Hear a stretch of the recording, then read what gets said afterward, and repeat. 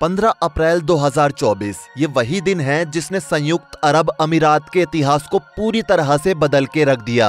जी हाँ दोस्तों, वो कहते हैं ना कि पैसे से सब कुछ खरीदा नहीं जा सकता है, और इस बार प्रकृति ने कुछ ऐसा साबित भी किया। 21वीं सदी के वेल डेवलप्ड देशों में से एक दुबई में 15 तारीख को बारिश होना शुरू हुई, और इसी बारिश के साथ प्रकृति ने अपना कहर यूएई, सऊदी अरब, बहरीन और ओमान पर भरपाया। रोड पर चलने वाली करोड़ों की कारें रोड पर तैर रही थी। जी हाँ दोस्तों, रोड पर तैर रही थी। 15 अप्रैल की रात में शुरू हुई बारिश कब आंधी तूफान में बदल गई पता ही नहीं चला। इस तूफान ने गगनचुंबी इमारतों के नाम से जाने जाने वाले दुबई की बिल्डिंग्स को भी हिलाकर रख दिया।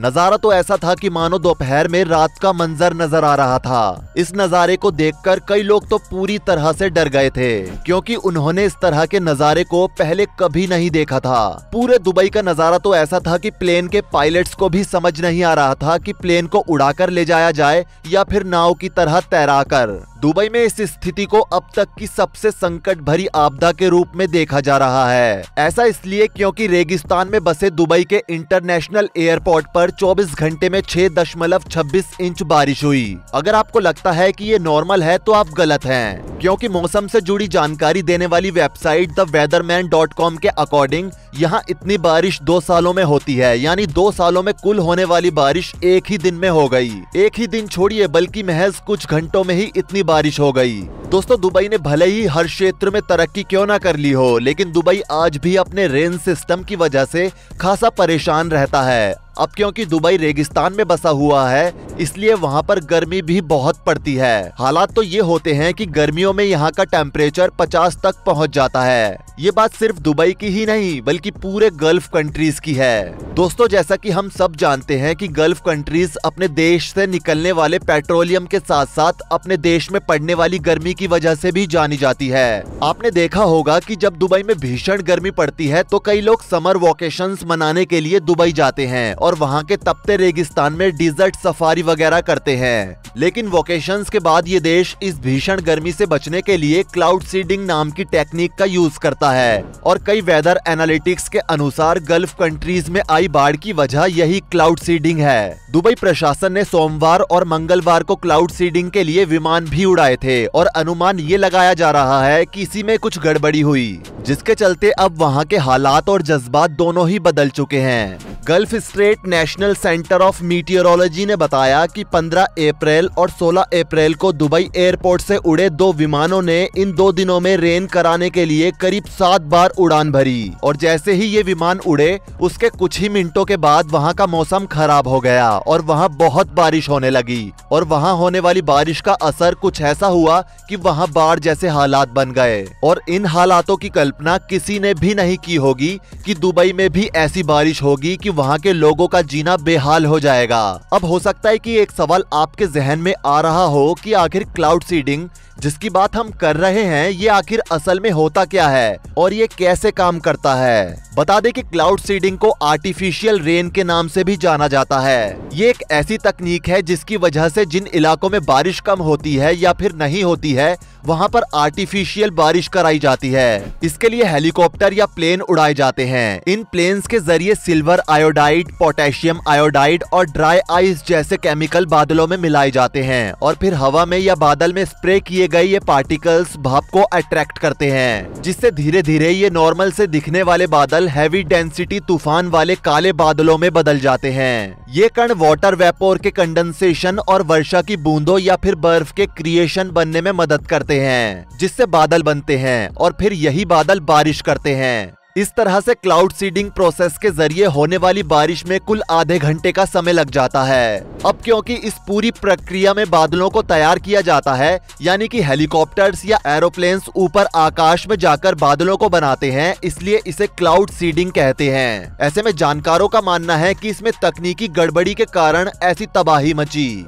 दोस्तों, खाड़ी देशों में सूखे और गर्मी के हालातों से निपटने के लिए भी इस प्रोसेस का इस्तेमाल किया जाता रहा है, लेकिन इतना भयानक मंजर वहां पहली बार दिखा है। बता दें कि यूएई में क्लाउड सीडिंग की शुरुआत साल 1990 में हुई थी। यूएई के अलावा चीन और अमेरिका समेत दुनिया के 60 देश इस तरह की बारिश करा चुके हैं। 2008 के बीजिंग ओलंपिक में ऐसे ही क्लाउड सीडिंग का नमूना देखने को मिला था, जहां चीन ने बीजिंग में क्लाउड सीडिंग के द्वारा बादलों को बारिश में बदलते हुए एक दिन पहले ही बारिश करवा ली थी। दुबई और उसके आसपास के देशों में इस समय बेहद धीमी गति से साउथर्न जेट स्ट्रीम बह रही है। ये एक ऐसी वायुमंडलीय हवा है जो कि अपने साथ गर्म हवा को लेकर चलती है। दुबई और उसके आसपास के देशों में जहां धूल के तूफान आते रहते हैं और धूल के इन तूफानों में उठने वाले कणों में खुद क्लाउड सीडर हैं, जिसे साइंटिफिक लैंग्वेज में क्लाउड कंडेंसेशन न्यूक्लियई कहते हैं। माना जा रहा है कि क्लाउड सीडिंग में बहुत सारे धूल के कण शामिल होने के कारण ऐसी गड़बड़ी हुई है, जिसके कारण पूरा दुबई जलमग्न हो गया है। आमतौर पर आर्टिफिशियल रेन उसी एरिया में होती है जहां ये कराई जाती है,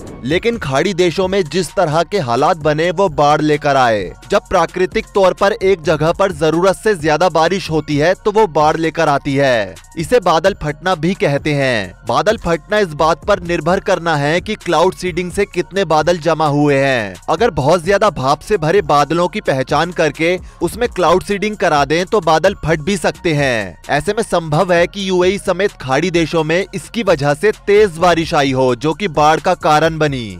आर्टिफिशियल रेन की इस थ्योरी को सबसे पहले विंसेंट जोसेफ शेफर और नोबेल पुरस्कार विजेता इविंग लैंगम्यूर ने कंफर्म किया था। शेफर ने जुलाई साल 1946 में क्लाउड सीडिंग का ये प्रोसेस खोजा था। इसके बाद 13 नवंबर साल 1946 को क्लाउड सीडिंग के जरिए पहली बार न्यूयॉर्क फ्लाइट के थ्रू नेचुरल बादलों को बदलने के एफर्ट्स डाले। बता दें, जनरल इलेक्ट्रिक लैब द्वारा फरवरी साल 1947 में ऑस्ट्रेलिया के बैथर्स्ट में क्लाउड सीडिंग को सबसे पहले प्रेजेंट किया गया था।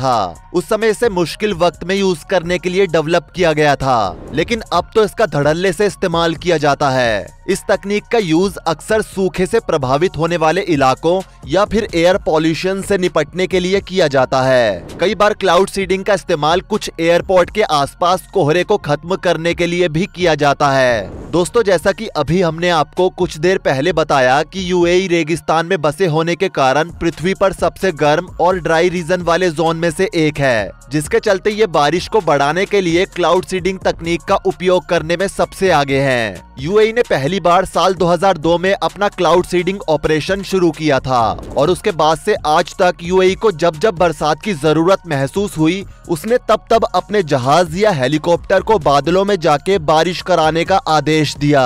तो अब आप समझ सकते हैं कि क्लाउड सीडिंग किस हद तक यूज किया जा चुका है। अब हो सकता है कि आपके जहन में भी एक सवाल आ रहा हो कि जब दुनिया के सभी देशों ने क्लाउड सीडिंग का इस्तेमाल किया है, तो क्या भारत ने भी इस तकनीक का यूज किया है क्या? तो इसका जवाब है हाँ। भारत में क्लाउड सीडिंग का पहला प्रयोग साल 1951 में हुआ था। उस समय भारतीय मौसम विभाग के पहले महानिदेशक एसके चटर्जी एक जाने माने क्लाउड साइंटिस्ट थे और उन्हीं की लीडरशिप में भारत में इसके यूज को प्रैक्टिकली शुरू किया गया था। उन्होंने उस समय हाइड्रोजन गैस से भरे गुब्बारों में नमक और सिल्वर आयोडाइड को बादलों के ऊपर भेजकर कृत्रिम बारिश कराई थी। भारत में क्लाउड सीडिंग का प्रयोग सूखे से निपटने और डैम का वाटर लेवल बढ़ाने के लिए काफी समय से किया जाता है। इतना ही नहीं, भारत में कई प्राइवेट फार्म्स ने भी इस तकनीक का यूज किया है। जैसे टाटा फार्म ने साल 1951 में वेस्टर्न घाट में कई जगहों पर इस तरह की बारिश कराई। फिर पुणे के रेन एंड क्लाउड्स इंस्टीट्यूट ने उत्तर प्रदेश और महाराष्ट्र के कई इलाकों में ऐसे आर्टिफिशियल रेन कराई। भारत में साल 1983 और 84 में भी क्लाउड सीडिंग के जरिए बारिश कराई गई। और इतना ही नहीं, साल 1993 और 94 में सूखे से निपटने के लिए तमिलनाडु में भी इसका यूज किया गया था। साल 2003 और 2004 में कर्नाटक में आर्टिफिशियल बारिश कराई गई। फिर साल 2008 में आंध्र प्रदेश के 12 जिलों में इस तरह की बारिश कराने की प्लानिंग बनाई गई थी।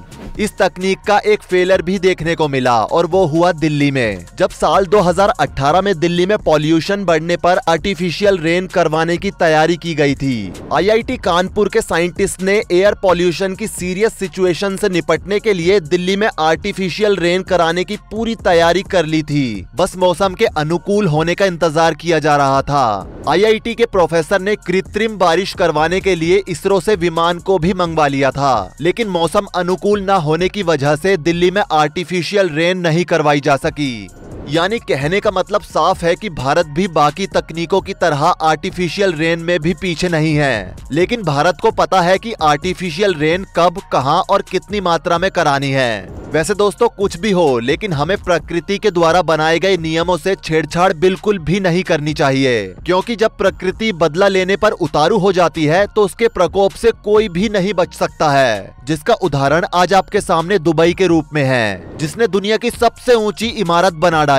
समुद्र के बीचों बीच पाम जुमेरिया नाम का एक मैन मेड आइलैंड बना डाला। दुबई साइंस, टेक्नोलॉजी और डेवलपमेंट में इतना आगे होने के बाद भी प्रकृति के कहर को झेल नहीं पाया।